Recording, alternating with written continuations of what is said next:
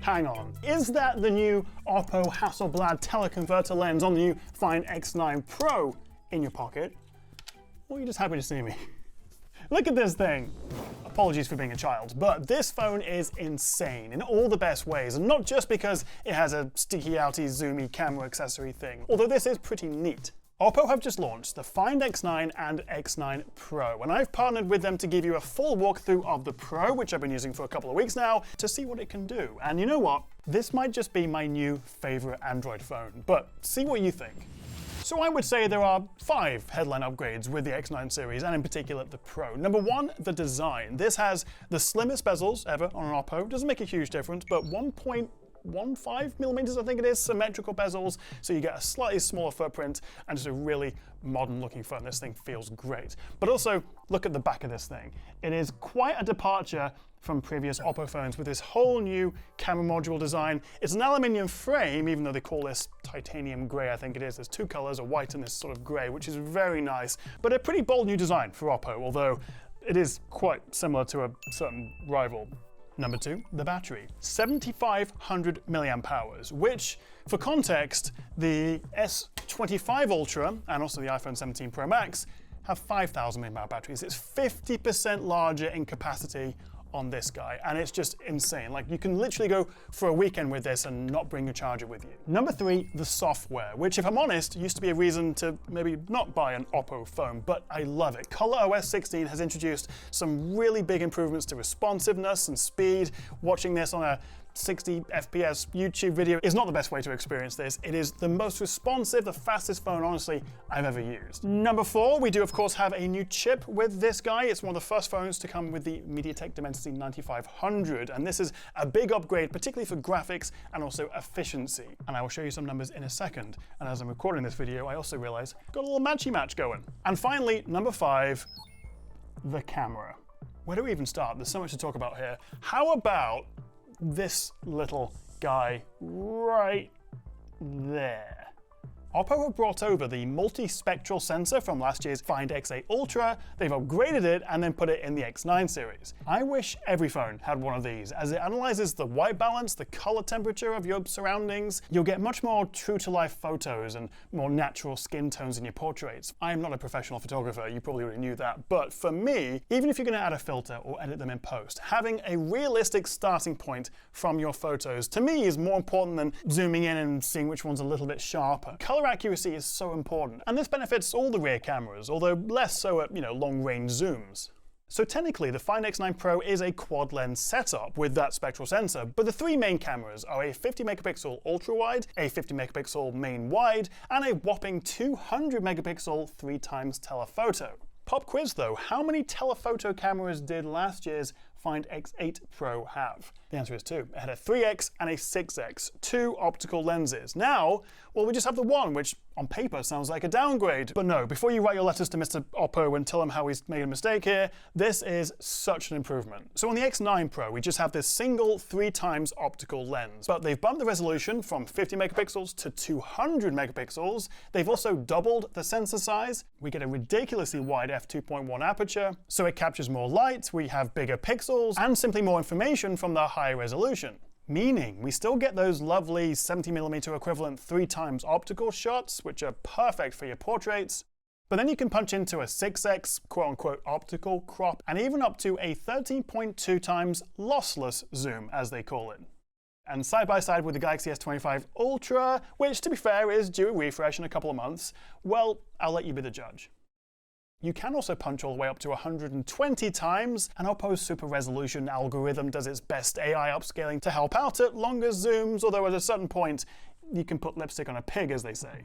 Which is where, if you fancy paying a little bit extra for this optional accessory, OPPO's new Hasselblad teleconverter comes into play. Simply pop the X9 Pro into this case, and then slide the lens down around the camera module until it clicks, ignore some confused side eyes from people around you, and then open the camera app and swipe over to the, well, very aptly named Hasselblad teleconverter mode, giving you a 10 times optical zoom, with some genuinely impressive 20 times, even 40 times photos as well. Now this is an extra, and I will add pricing in the description, but for concerts, for gigs, for matches, for spying on people, okay, maybe less of the spying on people one, but it's a lot of fun to play with. It can struggle with moving subjects, particularly in low light, and you may get a few looks pulling this out in public, although since proper cameras with, interchangeable lenses are banned at most events, you could easily sneak this in and get some really cool shots. And it's not just for photos, you can punch in up to 50 times shooting 4K video.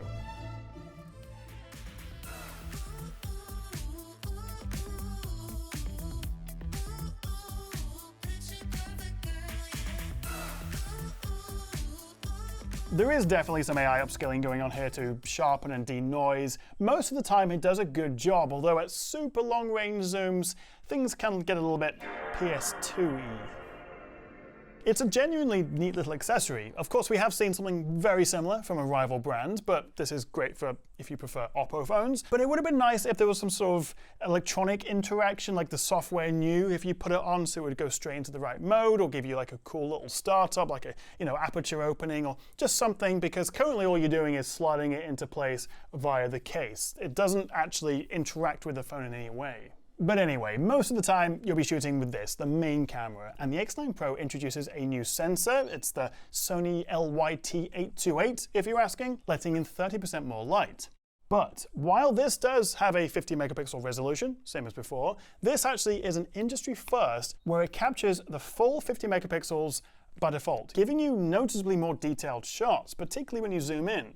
It's clever though, because it can dynamically shift back to 12 megapixels in low light or tricky lighting, where traditional pixel binning comes in handy. But for those landscapes, for portraits, for general shots in good lighting, shooting 50 megapixels just in the regular auto photo camera mode is a really cool feature, and we just haven't seen it anywhere else. Now, if you're a regular on the channel, and of course you are, right? I made a video a few months back on the OPPO Find X8 Ultra, the previous flagship, which launched a little bit later than the X8 Pro and also was China only, but I had a complaint because it didn't ship with log video. You couldn't shoot log, which for a lot of people, they're like, who cares? But for a pro-level phone with, a pro-level camera, a lot of people do want to shoot log, like myself, because it means you can add your own LUTs, your own color grades, to make your videos look more unique, and also gives you a wider dynamic range. I have good news. The Find X9 Pro supports full 4K 120 ACES certified log.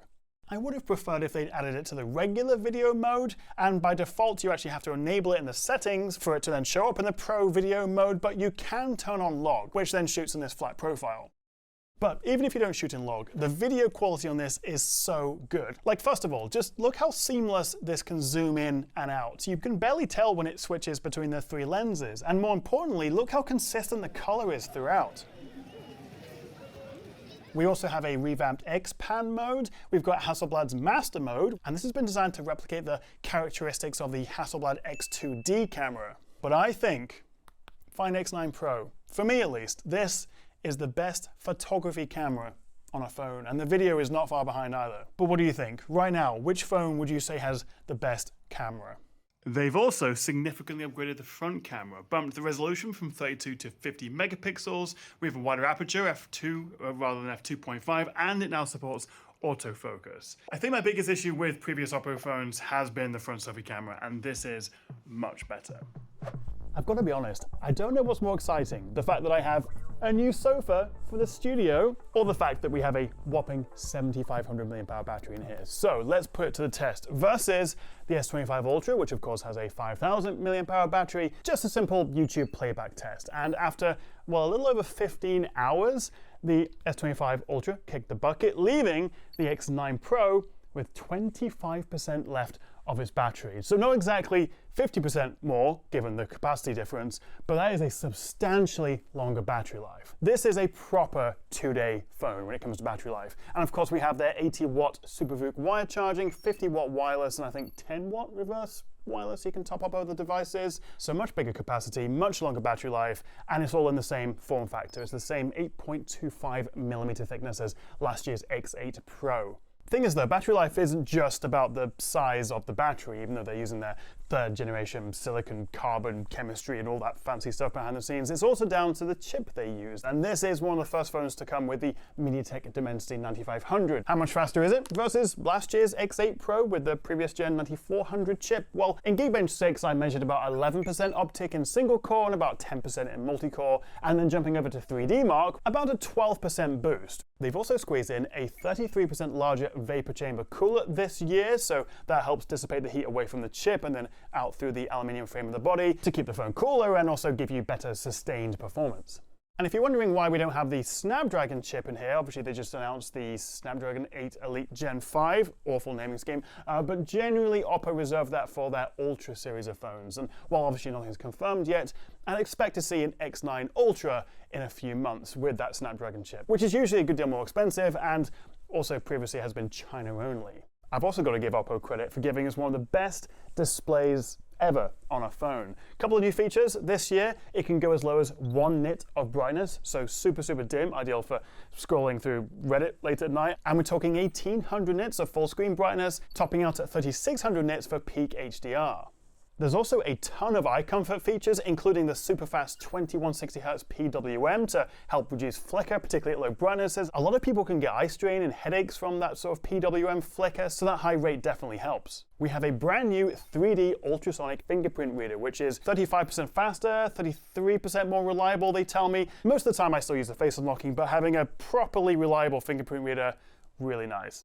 There are, of course, lots of similarities between a certain fruit-based rival, not least this quick button on the side here, which is basically the action button on the iPhone. And by default, this opens up the new AI Mind Space, which is a really cool new hub for collecting your thoughts and voice recordings and screenshots and everything all together, where the AI can sort of categorize and sort through it. But you can also switch it to Do Not Disturb or a flashlight, voice recorder, translator, anything you fancy. And then on the other side, we have this quick button, aka camera control. Tap to take a photo, swipe to zoom in and out, although you can turn all that off if you prefer. I mean, fundamentally, all phones now seem to be on this iPhoneification sort of trend where there's just so many similarities in terms of the hardware, the software, but it also means that if you are using an iPhone and you want to jump to this, then it's easier than ever. You will feel more at home here. And speaking of Apple, they've made it easier than ever to connect this to your iPhone or your MacBook laptop. I actually do use a MacBook and this now at the same time. Drag and drop files, you can mirror the phone, you can use it as the camera for the laptop. All those lovely iPhone features you can basically do with this